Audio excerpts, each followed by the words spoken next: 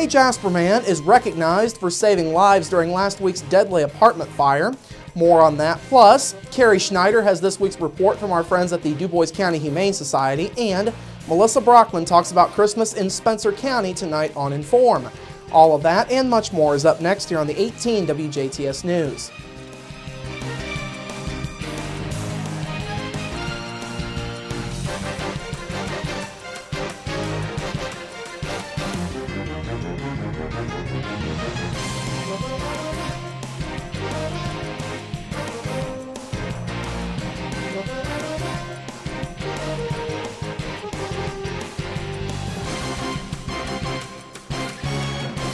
Hello, I'm Bradford Raths. We begin tonight with a second major fire in Lagodi, this one destroying a national company's storage facility. Just before 7 o'clock this morning, firefighters with the Lagodi Volunteer Fire Department were called to the Birch Storage Facility along North Oak Street near Birch's Lawn and Garden Center. Authorities say a full-size storage garage used by Frito-Lay was fully engulfed in flames when fire crews arrived. They also say a delivery truck was fully engulfed. Both the building and truck are total losses. Authorities say the cause of the fire is undetermined and is still under investigation. Lagodi fire crews were on scene for about 2 hours this morning. Jasper police are continuing to look for the driver of a pickup truck they say was involved in a leaving the scene accident at an area intersection. The department says the accident was reported just before 1:35 yesterday afternoon at the intersection of 30th and Newton Streets. Witnesses told police a green early to mid-1990s model year Chevrolet 1500 pickup truck was going northbound on Newton Street when it ran a red light and struck a Ford Taurus station wagon that had been going eastbound on 30th Street. Police say the truck was last seen going northbound from the scene. They say there was damage to the front of the vehicle. Anyone with information on who the driver is or any other information is asked to call Jasper Police at 482-2255. You can also call the department's anonymous tip line at 481-COPS. A lifelong Jasper resident who saved lives in last week's deadly apartment fire has been honored for his efforts. This morning, Master Brand employees joined together with Jasper City officials to honor Chris Bachman. Jasper Mayor Terry Seitz proclaimed today Chris Bachman Day in the city.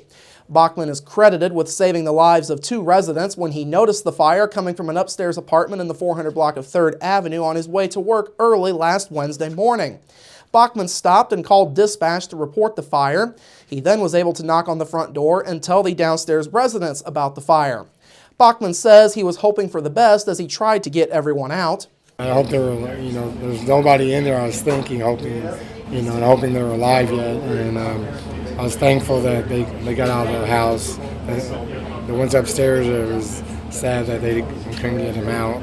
Although 3 people in the upstairs apartment were not able to get out, the downstairs residents did get out of the apartment safely thanks to Bachman's efforts. Master Brand presented a check for $5,000 to the Jasper Fire Department on Bachman's behalf this morning. Jasper Fire Chief Kenny Hoaksong says the money will help his department with future expenses. He also says Bachman's actions serve as a great example for everyone else. It's about people who care and want to make a difference, and because of what Chris did, definitely helped us reduce the amount of damage to that home. You drive by now, it doesn't look like it would have been the horrible fire that went out across the news. So we were able to minimize damage, and we couldn't prevent the lives that were lost, but we did assist others. So that's what we're here for. Master Brand President Dave Randich was also on hand for this morning's presentation. Of course, a fund to assist with funeral expenses of the 3 victims was established at Old National Bank late last week. The fund was started by Janet Eckert. Eckert is the aunt of 20-year-old Alex Snedeker. The fund was also established to cover funeral expenses for 20-year-old Lindsay Parsley and her son, 3-year-old Robert Parsley.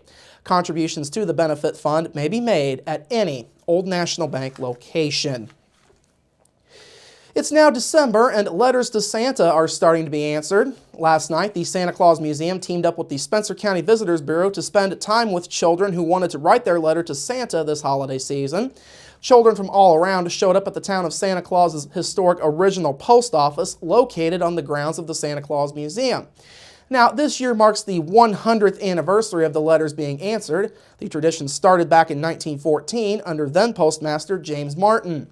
Martin's great-grandson Greg Martin was on hand last night. He says the letter writing is still a great source of joy for the family. I know what everybody's proud of what they've done. It's a long history that our family's had here in Santa Claus since the 1850s, and everybody's participated in this along the way. My aunts, uncles, my father, and along the lines, my sister comes to write letters, and it's just it's a joy to participate in something that gives so much happiness to people around the world.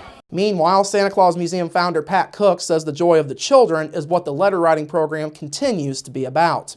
Best part of this whole thing is that getting the letters, reading them, seeing that faith that children still have in that beloved person that brings joy and peace and love and is generous in giving to children and people all over the world. Cook says letter writers answered about 2,500 letters on the first day. She says they could wind up answering between 15 and 20,000 letters by the time all is said and done. The very first letter of the season was answered and sent out yesterday morning. Cook and Martin took part in stamping the letter and mailing it out. The deadline for children to write their letter to Santa this year is December 20th. Finally this evening, authorities say a body found in a shallow creek is that of a southwestern Indiana man suspected in the stabbing death of his author mother. Greene County Coroner Sherry Wilson said yesterday that 22-year-old Jarrell Holdson of Linton died of an apparent self-inflicted gunshot wound to the head. His body was found back on Saturday. His mother, 47-year-old Ruby Moon Holdson of Linton, was found stabbed more than 20 times back on October 1st. Court documents charging her son with murder indicated she was mad at him because he was late paying rent on a house that she owned. Moon Holdson was the author of more than 30 books, including science fiction and several Star Trek tribute books. She also taught nursing at Lincoln Trail College in Robinson, Illinois. All right, coming up after the break, Carrie has this week's report with our friends at the DuBois County Humane Society, plus your local forecast, sports with Kurt Gooksell, and Inform with Melissa Brockman.